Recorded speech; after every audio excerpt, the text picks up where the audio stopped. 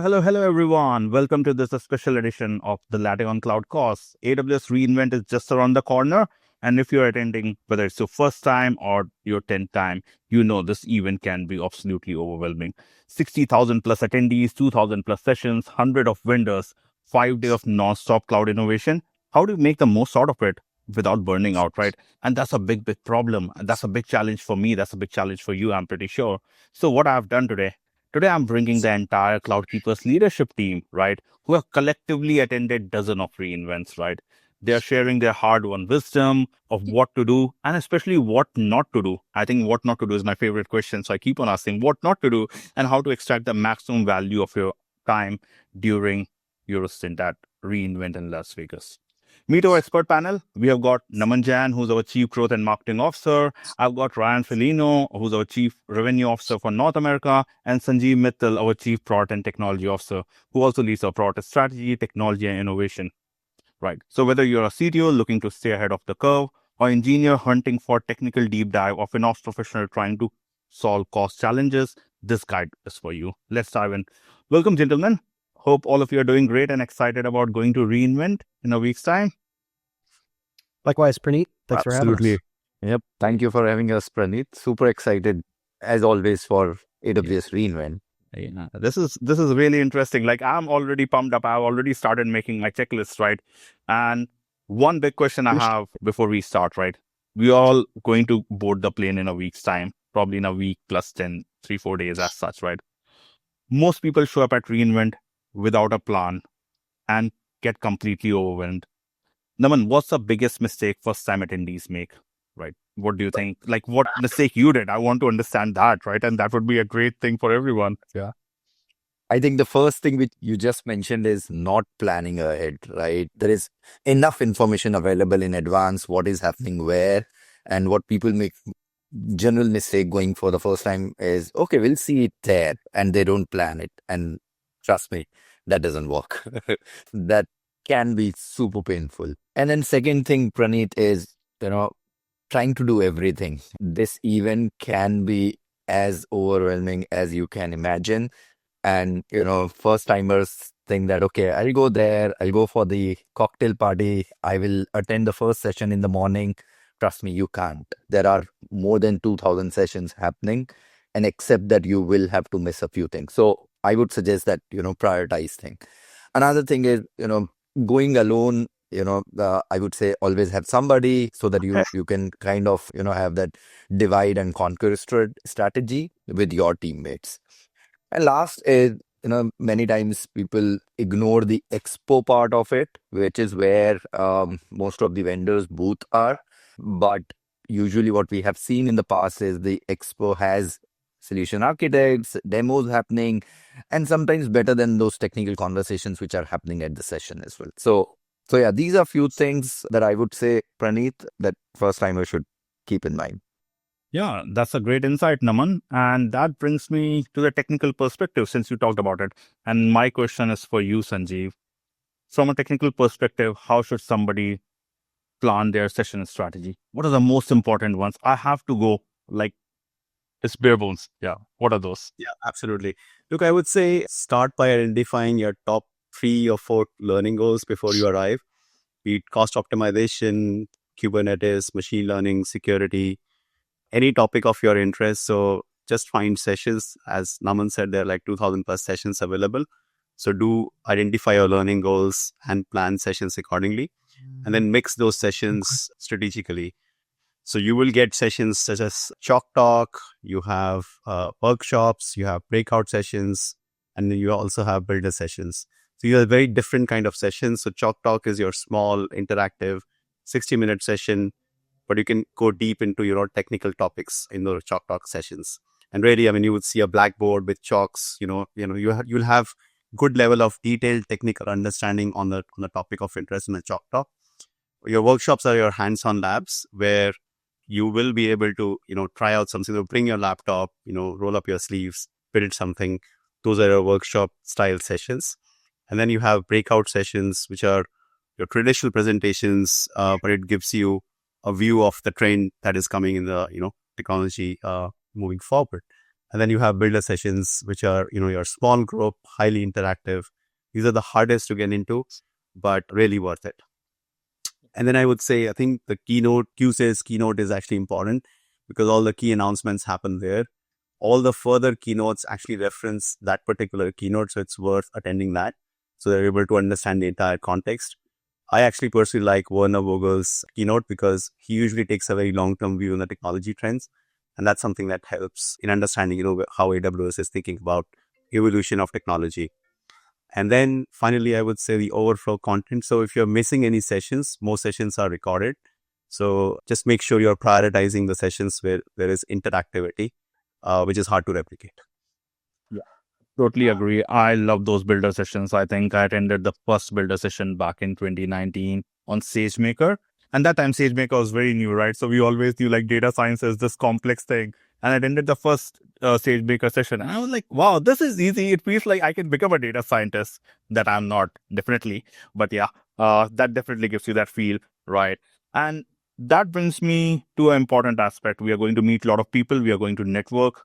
And this is my question to you, Ryan. What should people prepare before they go in for networking, right? How easy, how difficult it is going to be, like projecting myself. I'm pretty sure everybody's trying to introduce themselves like, hey, I do this, I do that. So how do you plan this thing out?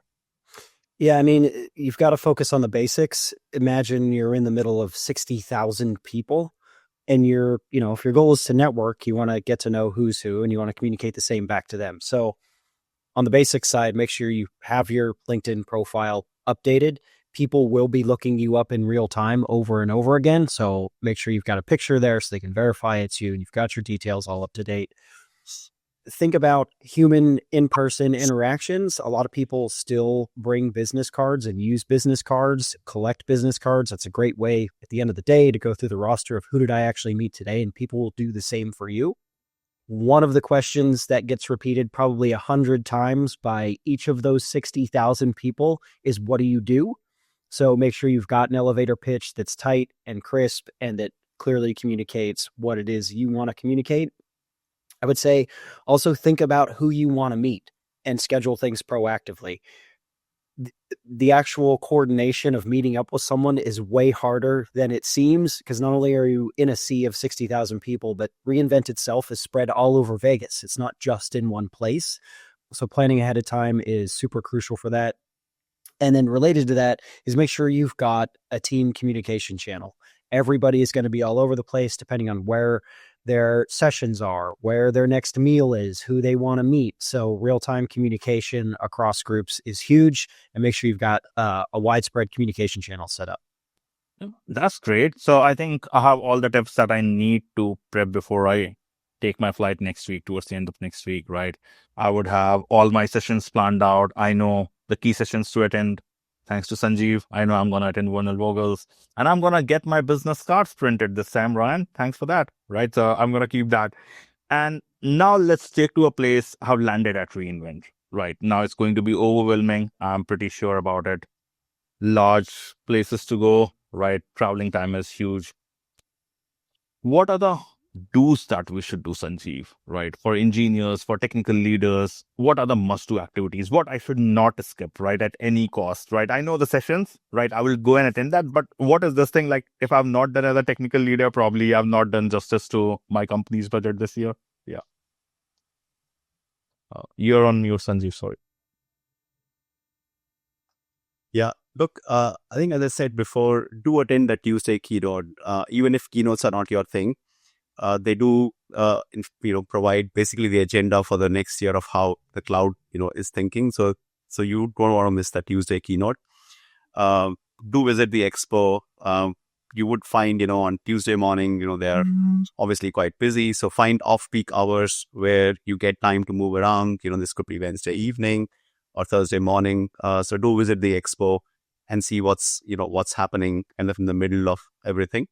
I would say do talk to AWS solution architects. So these are, not your typical salespeople.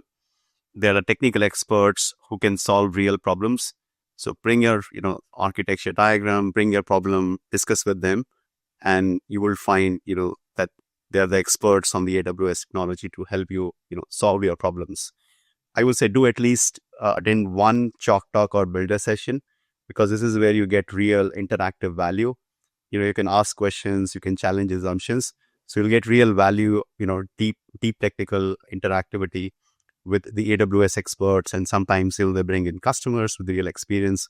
So you get basically that interactive experience by attending these sessions. If possible, do the hands-on lab. So bring your laptop. What AWS does is they have these and all the environments pre-configured. So when you are in a hands-on lab, you will be able to actually build up something real. And that's something that you can't replicate, because, in your production environment, you won't be able to do that. So that's a real experience you're getting in those hands-on lab, trying something new there.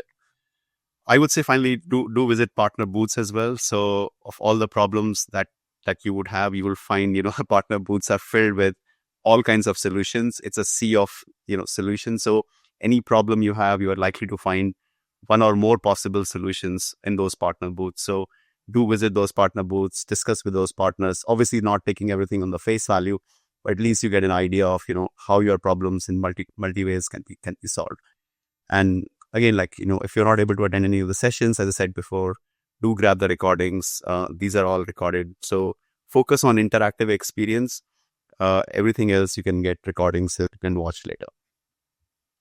That is interesting. So I should definitely go to a builder session, do hands-on lab, because this is something I would not get. I will have to take a lot of effort to set up my configure environment, to attend the keynotes, go to partner booth. Yes, I have it all. Great. Ryan, we get a lot of people, right, including you, right? You are not from a technical background. You are not there to go hands-on lab session or go to one of those builder session. How do you see, as a business leader, how do you solve your business challenge at reInvent, right? And do you think, is it actually useful? What's your advice on it, right? How do I go about it? I'm a CEO and I've landed over there and now I'm like, oh, this is all Greek and Latin to me. What should I do? Right. So what's your take on it? Yeah, I mean, over the years, I've probably talked to thousands of people at reInvent in various situations. And the first thing I'd say is, bring your specific problem. Don't think about, something general like standing up a service or reducing cost or these ethereal things. There are so many people there that can tell you exactly how they would solve your specific challenge. So be specific with them, dig in and take advantage of that.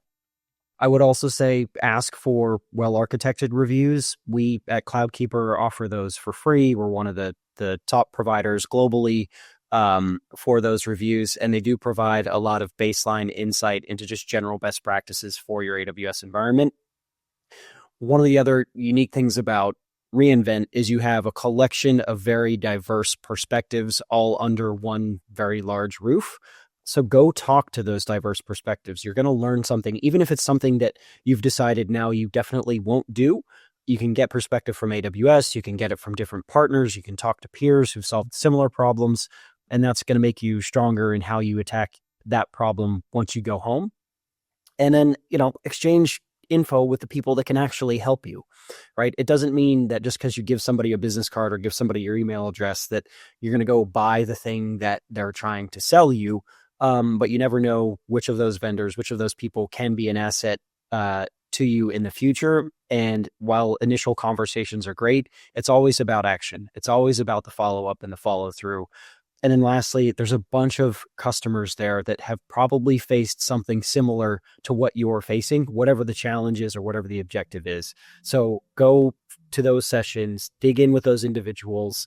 Having somebody who's been through the exact same scenario as you before is worth its weight in gold, and something that you don't often have the chance to take advantage of at this scale. That's great. So as a CEO, I should not feel alone with a bunch of nerds wearing hoodies and with their laptops, right?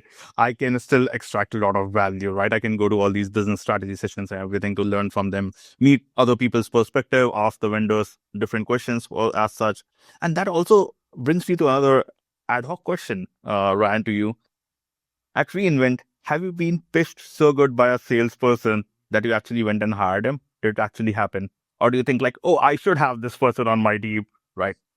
Did that ever happen to you? I mean, I've never actually hired somebody, but I do like to go around and see how are people pitching what they're selling, right? How are they positioning themselves? for me, this is a great chance to understand the landscape of the market at large in a way that I'm never going to call all these companies or go out of my way to look at all of their websites, but seeing them react in real time, sometimes I'll come with a specific scenario just to see how they would solve it. And it's a great chance to just meet industry contacts, but B, you can sort of judge yourself. How's my elevator pitch relative to what I'm hearing from all these other people? So never a hire, but definitely judging other people and myself when I'm there. Yeah. Oh, wow, that's great. That's another great insight, right? You can, as a salesperson, even if you're going right, not on technical front, you can always go and learn these sales trick, right? How people do those elevator pitches, talk about their product, defend their pitches, or the whole GTM as such. Oh, that's interesting. Now, that also brings me to some fun part. We have been like talking very serious, and this question goes to you, Naman, right? What are the mistakes you see people doing and that drives you crazy? I know you can be easily annoyed sometimes. No one I have personal experience with that, so I want to know that, right? What are the things that actually drives you crazy when you see attendees doing it wrong, right? Please tell me. You know, uh, one thing, as Ryan also said, for me, whenever I'm going to such events, uh, I I look at all the sellers or people who are pitching their products or anything. There's a lot to learn from there, but I also say that there is a lot to not learn, or that the mistake that you would not make that the others are making. Things start to do. Uh, yeah, you should not start to do so yeah, crazy things, I would say. No, unnecessarily you're not qualifying the person that you are talking to. That's something that annoys me. Somebody coming to me and selling a developer product, right? I'm not at all relevant, right? So that annoys me. That I say that the time is so valuable here. These 5 days, you have come for a mission, right? And you are making such mistakes. That's definitely something that annoys me. Other than that, I think you will get overwhelmed with goodies, right? I see people being there just to collect the goodies. So that's another thing. For those who want to, I would say that okay, plan that as well. You can have last day where nobody. Usually there is nothing much happening on the last day. You can spare that time for collecting goodies, but don't do it during. I see people only doing that. Right? So yeah, that's another thing, Praneeth, I would say. That's great. I think one of my favorite pet peeve is just to go around booths and make a count like how many people are actually given socks as a swag.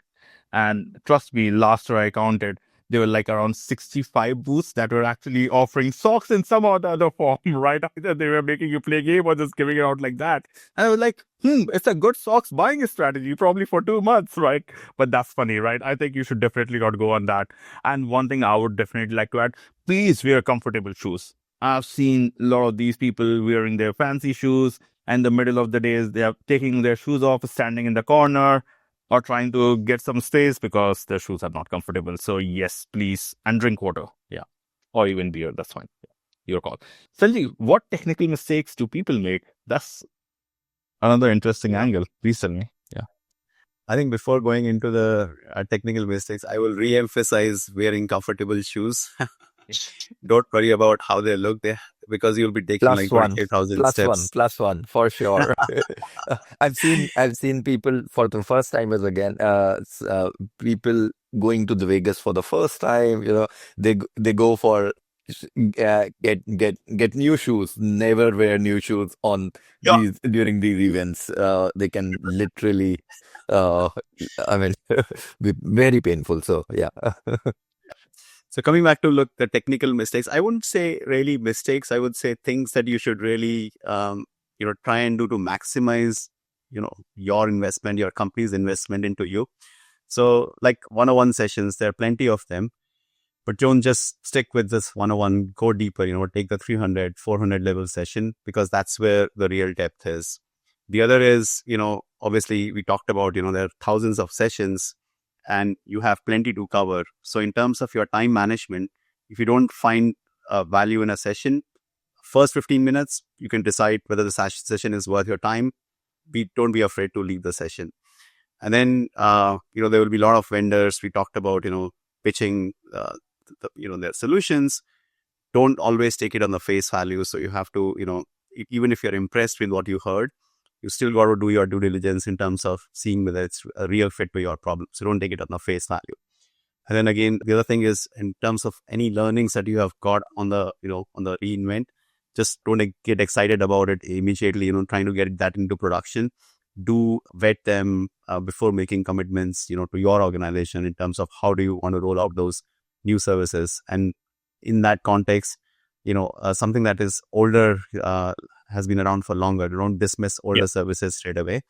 Not everything announced at reInvent, it's shiny, new. Sometimes older, more stable services are the ones that are really adding value to your business. So don't dismiss older services straight away.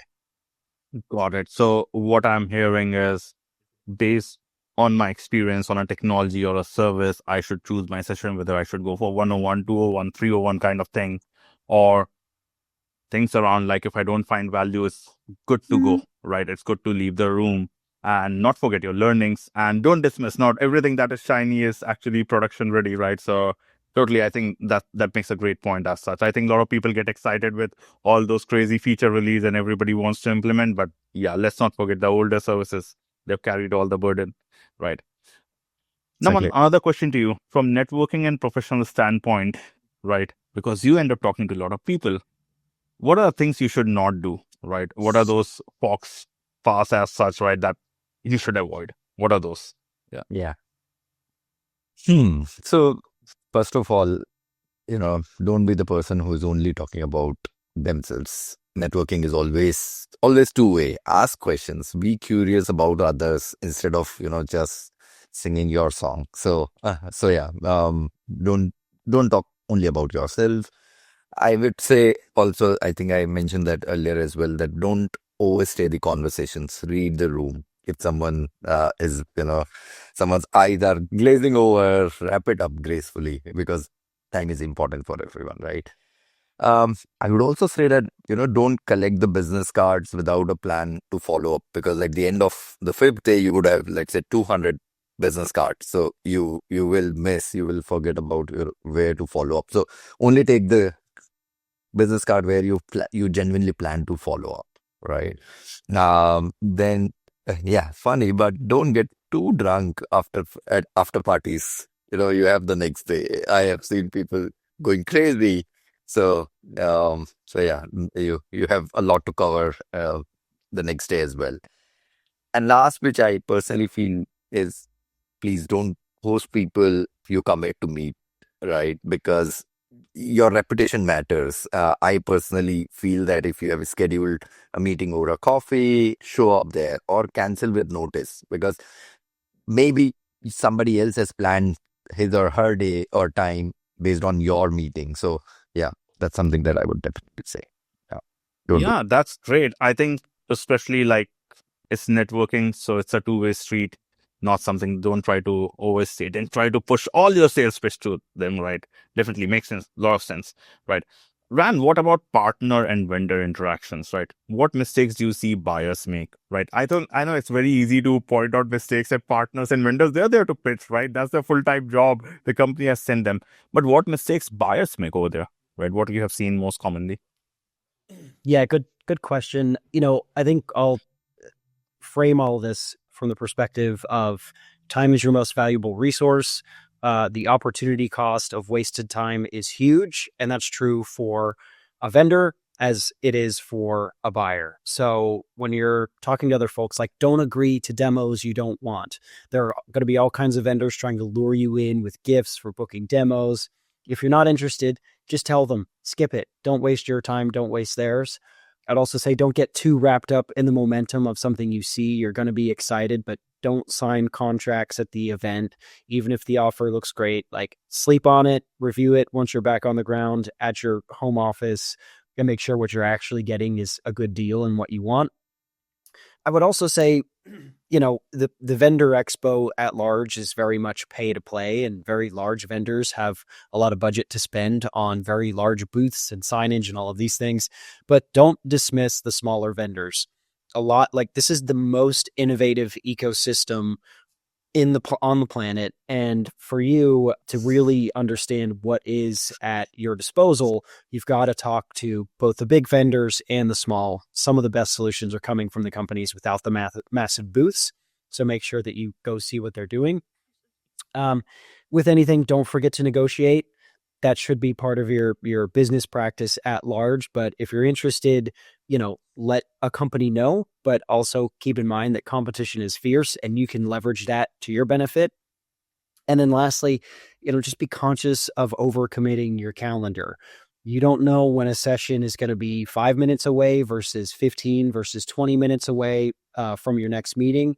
And more importantly, the time in between actually is full of great conversations. Some of the best conversations I've ever had happen completely spontaneously at reInvent.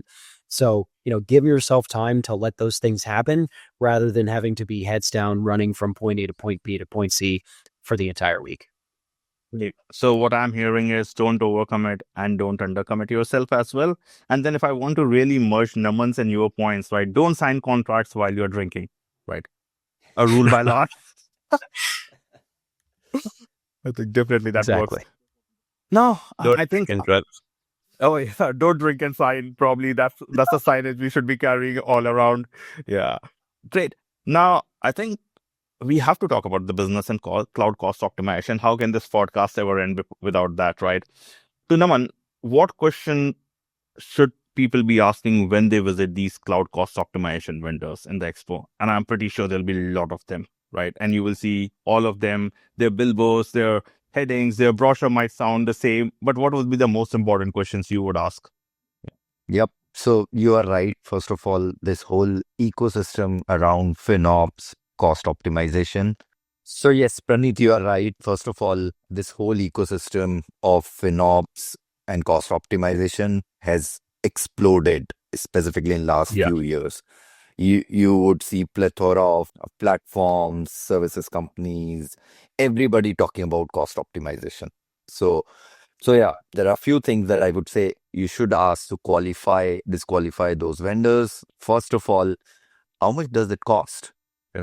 This is an important question. And rather than taking vague answers, you should have a specific answer to this question.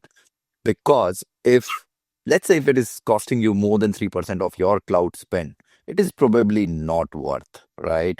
And there are zero cost options as well, just like CloudKeeper. We do not charge anything to the customers while helping them with cost optimization. Another important, do you require access to my AWS account, right? Because there are companies or these services companies who might require, who might ask to get into your account to help with cost optimization. So security matters. Some tools need full access. For example, CloudKeeper Lens requires zero access. So you do have such platforms as well. Another thing is, do you just show recommendations or do you really implement them as well? Because again, there are so many platforms. This whole only visibility platform I think doesn't work at all anyway. So that's a big difference. Recommendations are easy, but execution is hard. So you would need a partner who can help you with the execution as well.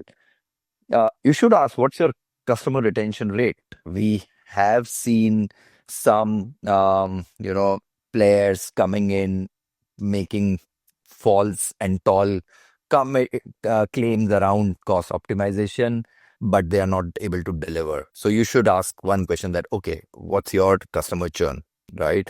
And that can definitely be a red flag if you see that number going crazy. As a potential customer, you should ask that you're right. You should ask that, okay, can I talk to your referenceable customer? If they don't provide references, walk away. Because again, the best validation is, okay, customer is talking about them. Last but not least is, what commitments am I making? Lock-ins, minimum terms, usage commitments, understand these upfront. So yeah, these are few things, Praneet, I would say as a customer, you should ask to these companies. If I have to do a quick takeaway, the tool should not cost more than 3% of your cloud spend on a good high level basis. we should always look for referenceable customers, look for like how long the logos have been, and do they really have impact and the case study on them, and can we talk to them, right? I think that's the biggest thing, right? And the kind of access they actually take on your AWS account. Great. That brings me to another important question, Sanjeev. And I think this is something that comes especially for CTOs and engineering execs, right? You want to build back a case for cloud cost optimization at your company. Now, what data would you be collecting at reInvent, right? What would be those things that you would actually go to these vendors and collect that data as such? I think it actually extends to what Daman said. I would look at from an outcome standpoint, which companies are really confident about the outcomes that they can achieve for you. What kind of access do they need? What has been their track record? What has been their, customer retention? So for me, what is really important is the control on the data and access that I want to provide, at what cost it is coming, what's my time to value, as in how quickly can those recommendations be implemented, and have they done it for enough use cases in, especially the ones that are matching my requirements. And, I'll take that into account.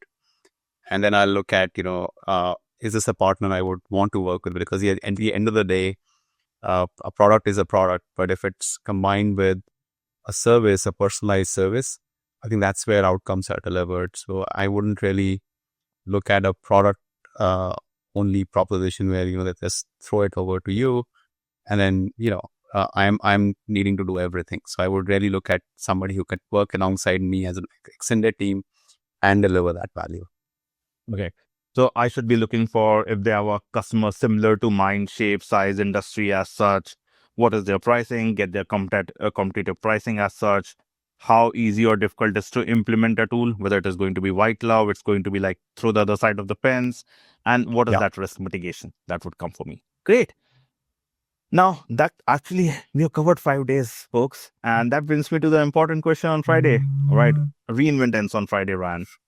How do you make sure the value doesn't evaporate? I'm pretty sure that, yes, we are knackered on Friday, but yes, we have to go back, really write a debrief. How would you do it, right? Like, do you actually do a debrief after the entire event is over, take 2 days, write a content? And I think the steam goes off, right? So what's your strategy on debriefing and put this moment into picture? Yeah. I mean, the first thing is make sure that you debrief with your team immediately.